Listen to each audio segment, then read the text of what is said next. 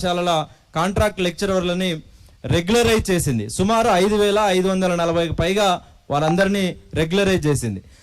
నీళ్లు నిధులు నియామకాల లక్ష్యం కొత్త ఉద్యోగాలు సృష్టించాల్సిన అంశం. కానీ ఈరోజు యువతరానికి అన్యాయం చేస్తూ, నిరుద్యోగులకు అన్యాయం చేస్తూ ఆ నియామకాలు చేపట్టింది. ఆ నియామకాల్లో కూడా రెగ్యులరైజేషన్ కూడా రాజ్యాంగ సూత్రాలకు విరుద్ధంగా, రాజ్యాంగ నిబంధనలకు విరుద్ధంగా వాటిని భర్తీ చేసిన సందర్భాలు ఉన్నాయి. ఈ ఏదైతే రిక్రూట్మెంట్ ఉందో, రెగ్యులరైజేషన్ ప్రాసెస్ ఉందో, దాంట్లో రోస్టర్ సిస్టమ్ని ఫాలో చేయలేదు, రూల్ ఆఫ్ రిజర్వేషన్ అమలు చేయలేదు, అట్లాగే పర్టికులర్ నోటిఫికేషన్ ఇచ్చి దానికి సంబంధించిన ప్రాసెస్ను కూడా కంప్లీట్ చేయలేదు. మొత్తంగా ఎటువంటి రాజ్యాంగపరమైన సూత్రాలు అమలు ఫాలో కాకుండా ఏకదాటిన 5,540కి పైగా ఈరోజు రెగ్యులరైజ్ చేయడం జరిగింది. దీనివల్ల చాలామంది నిరుద్యోగులు తీవ్ర ఆవేదన చెందుతూ ఉన్నారు. మరోవైపు ఈ రెగ్యులరైజ్ అయిన వారిలో అధిక మొత్తంలో, ఎక్కువ శాతంలో కూడా వాళ్ళందరూ కూడా డేట్ ఆఫ్ జాయినింగ్ అయినప్పుడు ఒక సర్టిఫికెట్ ప్రొడ్యూస్ చేశారు. మళ్ళీ రెగ్యులరైజ్ సందర్భంలో ఒక మెమోని తీసుకొచ్చారు. వేరే రాష్ట్రాల్లో చదువుకున్నట్లు మెమోలు తీసుకొచ్చిన సందర్భం ఉంది. అట్లాగే వివిధ యూనివర్సిటీల్లో, వేరే యూనివర్సిటీలో, గుర్తింపు లేని యూనివర్సిటీలలో మెమోలు తీసుకురావడం జరిగింది. వీటన్నిటిని అంటే వాళ్ళు జాయిన్ అయినప్పుడు ఒక మెమోను ప్రొడ్యూస్ చేశారు, వాళ్ళు ఇప్పుడు రెగ్యులరైజ్ అయ్యేటప్పుడు ఒక మెమోను ప్రొడ్యూస్ చేశారు. అదేవిధంగా గతంలో ఒక పాస్ పర్సంటేజ్ ఉంది, మళ్ళీ ఇప్పుడు ఒక పాస్ పర్సంటేజ్ ఉంది. అంటే మొత్తంగా ఫేక్ సర్టిఫికెట్లతోని, తప్పుడు ధృవీకరణ పత్రాలతోని చాలా మంది ఈ ప్రాసెస్లో రెగ్యులరైజ్ అయ్యారు. ఈ రెగ్యులరైజ్ చేయడం కోసం ఆనాటి ఇంటర్మీడియట్ అధికారులు కూడా పరోక్షంగా చేతివాటం చూసి వాళ్ళకి రెగ్యులరైజ్ చేశారా అనే అనుమానాలు కూడా ఈరోజు యువతరంలో కలుగుతూ ఉంది. అందుకే ఈరోజు ఉస్మానియా యూనివర్సిటీ విద్యార్థులుగా, నిరుద్యోగ జేఏసీ విద్యార్థి నాయకులుగా, నిరుద్యోగ జేఏసీ నాయకులుగా, ఓయూజే నాయకులుగా మేము డిమాండ్ చేస్తూ ఉన్నాం. ఈ మొత్తం నియామకాల పద్ధతి ఏదైతుందో, ఈ రెగ్యులరైజేషన్ పద్ధతి ఏదైతుందో, ఇది రాజ్యాంగ స్ఫూర్తికి విరుద్ధంగా జరిగింది. నిరుద్యోగ జీవితాల్లో మట్టి కొట్టే విధంగా ఈ వ్యవహారం జరిగింది. కాబట్టి తక్షణమే ఈ ఏదైతే రెగ్యులరైజేషన్ చేశారో వీటన్నిటిని రద్దు చేయాలని మేము డిమాండ్ చేస్తూ ఉన్నాం.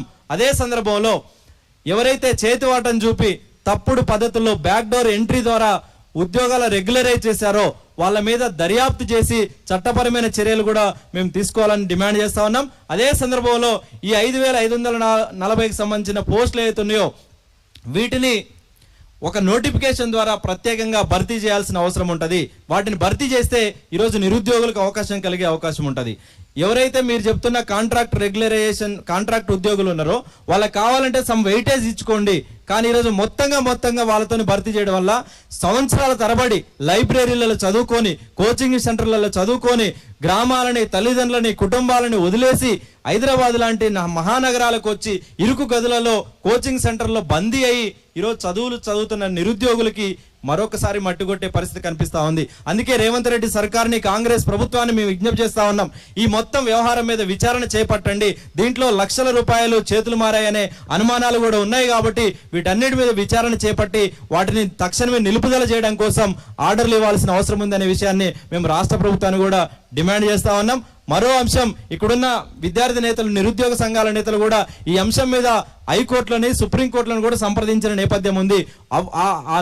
గౌరవ హైకోర్టులు కూడా, గౌరవ సుప్రీంకోర్టులు కూడా నిరుద్యోగుల తరపునే పాజిటివ్గా ఈరోజు ఆదేశాలు ఇచ్చిన నేపథ్యం ఉంది. నిన్న లేదు మొన్న కూడా సుప్రీంకోర్టు ఈ అంశం మీద స్టేటస్ కో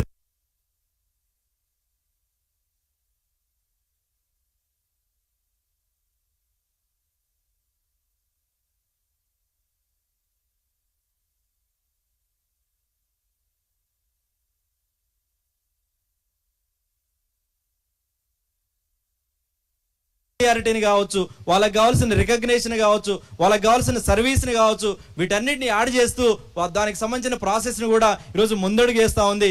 ఇంక్రిమెంట్ ఇస్తామని చెప్పేసి చెప్తా ఉన్నారు. ఇది మొత్తంగా ఒకవైపు నిరుద్యోగుల జీవితాల్లో మట్టి కొట్టడం, మరోవైపు ఒక మెరిట్ బేసిస్ తోని ఒక ప్రాపర్ ఎగ్జామినేషన్ రాసి క్వాలిఫై అయ్యి కన్సర్న్ స్టేట్ కావచ్చు, సెంట్రల్ కావచ్చు, లేదంటే రాష్ట్రపతి ఉత్తర్వులు కావచ్చు, ఒక ప్రాసెస్లో ఎన్నికైన నియామకం పొందినటువంటి కొత్త జూనియర్ లెక్చరర్లకు కూడా ఇది అన్యాయం చేసే అవకాశం ఉంది.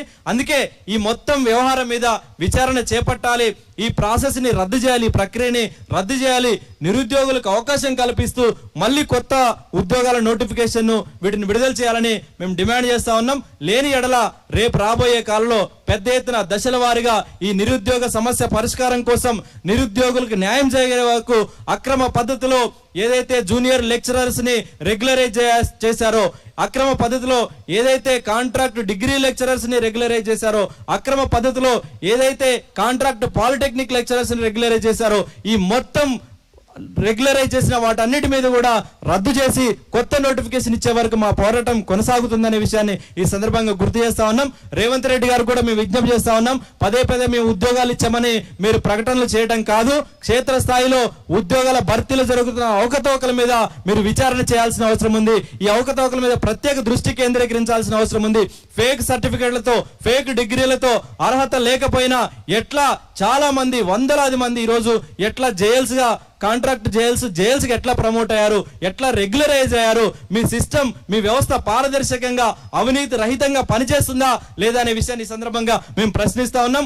ఉస్మానియా యూనివర్సిటీ జేఏసీగా, నిరుద్యోగ జేఏసీగా రాబోయే కాలంలో ఈ విషయం మీద మీరు స్పష్టమైన ప్రకటన చేయకపోతే మాత్రం అడుగడుగున మిమ్మల్ని అడ్డుకుంటాం, పెద్ద ఎత్తున ఉద్యమాలు నిర్వహిస్తామని కూడా ఈ సందర్భంగా మేము తెలియజేస్తూ, ఈ ప్రెస్ మీట్ లో ఉస్మానియా విద్యార్థి నాయకుడు అట్లాగే నిరుద్యోగ జేఏసీ చైర్మన్, రాష్ట్ర చైర్మన్ మన శంకరన్ మాట్లాడవలసిందిగా ఆహ్వానిస్తున్నా.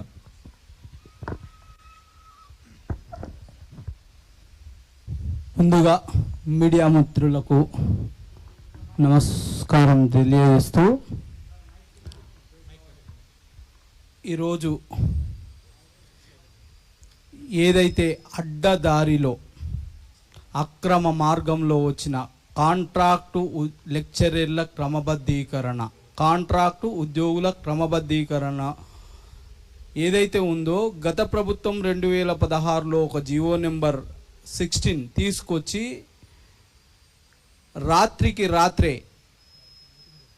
బ్యాక్ డేట్ వేసి, అంటే హైకోర్టు, రాష్ట్ర హైకోర్టు స్టే ఉన్న రాత్రికి రాత్రి బ్యాక్ డేట్ వేసి ఉన్న పలంగా నేనేమంటున్నా, ఇలా ఒక రిక్రూట్మెంట్ ప్రొసీజర్ జరగాలంటే కనీసం ఏడాది పడుతుంది మన రాష్ట్ర ప్రభుత్వంలో. ఓవర్ నైట్లో 3500 మందికి నియామక పత్రాలు అందినాయి, ఎట్లా అందినాయి అనేది చెప్పాలి, గత ప్రభుత్వం చెప్పాలి, ప్రస్తుతం ఉన్న